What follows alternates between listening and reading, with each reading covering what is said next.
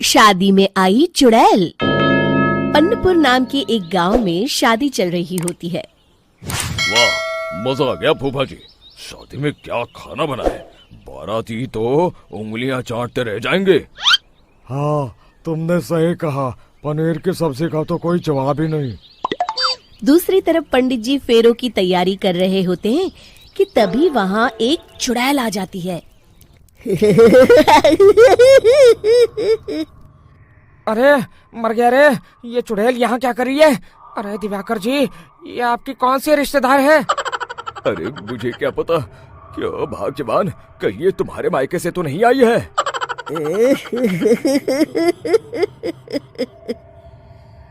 तुम लोगों की इस गांव में बारात लाने की हिम्मत कैसे हुई? मेरे रहते इस गांव में किसी की शादी नहीं हो सकती। अब तुम लोग देखो मैं क्या करती हूँ। अरे मर गया रे, मैंने सुना है ये जबान की पक्की है। भागो रे भागो, वरना ये चुड़ैल किसी को नहीं छोड़ेगी। हाँ, तुम सही कहते हो मोहन भाई। यहाँ से भाग लेने में ही हम सबकी भलाई है। देखते ही देखते शादी के मंडप में भगदड़ मच जाती है और चुड़ैल सब कुछ उजाड़ कर रख देती है। फिर एक दिन मोहन की शादी तय हो जाती है। अरे भाई, अगले हफ्ते मेरी शादी तय हो गई है, लेकिन इस चुड़ैल की दहशत के मारे तो मेरे हाथ पैर कांप रहे हैं। अरे मोहन, तुम्हारा दिमाग तो खराब नहीं हो गया? तुम अपने साथ साथ हम सब गांव वालों को भी बलि का बकरा बनाना चाहते हो? उस चुड़ैल के रहते तुमने अपनी शादी के बारे में सोच भी कैसे लिया? देखो गोपाल, डर तो मुझे भी लग रहा है, लेकिन उस चुड़ैल के डर से मैं जिंदगी भर कुंवारा तो नहीं रह सकता। तभी वहाँ मोहन के होने वाले ससुर आ जाते हैं। अरे ससुर जी, आप? देखो, अब तक मैं तुम्हारा ससुर बना नहीं हूँ और शायद बनूंगा भी नहीं। ये आप क्या कह रहे हैं? मैंने तो शादी का कोड भी सिलवा लिया है। मैं अपनी बेटी की शादी किसी अच्छे गांव में कराना चाहता हूँ। तुम्हारा गांव तो भूतिया गांव है।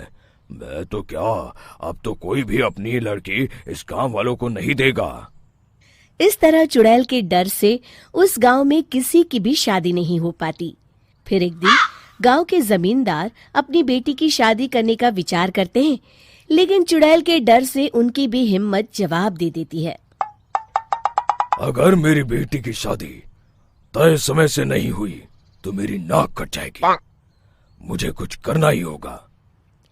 एक सलाहकार के कहने पर जमींदार काशी से एक बहुत ही नामी तांत्रिक को अपने घर बुलवाते हैं, जो भूत चुड़ैल को पकड़ने में माहिर माना जाता था।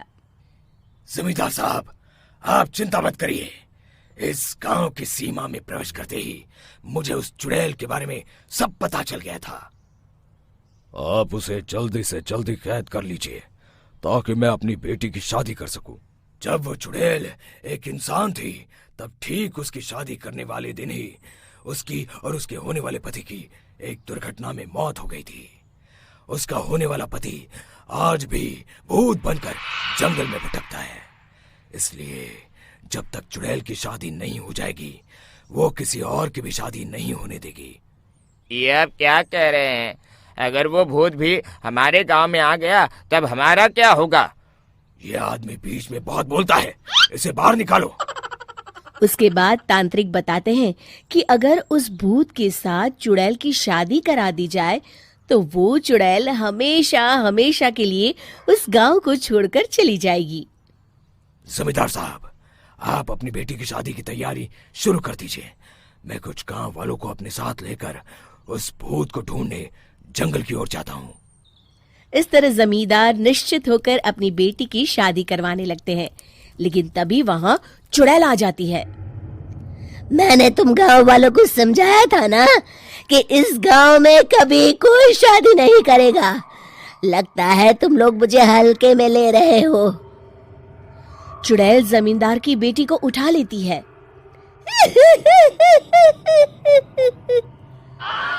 अब देखती हूँ बिना दुल्हन के तुम लोग शादी कैसे करोगे।